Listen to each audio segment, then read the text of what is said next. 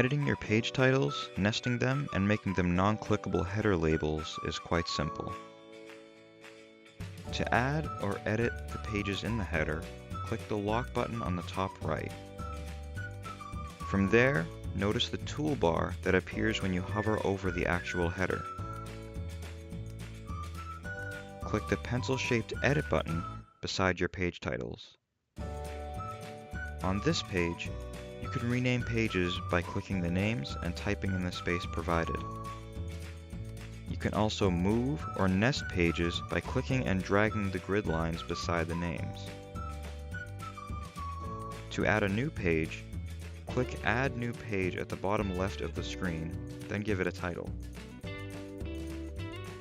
Click the gear icon to the right of any page to edit that particular page's URL. You also have the ability to make pages viewable only to admins, publishers, and editors of the portfolio, just by clicking the box beside Private. Make your page serve as a non-clickable label by clicking the box beside Heading. Note that a page that has become a heading can still have pages nested within it. Lastly, delete any page by clicking the trash can icon to the right. Once you're done, click the Save button at the bottom. If you deleted any pages, a window will prompt you to confirm deletion by typing out the word delete.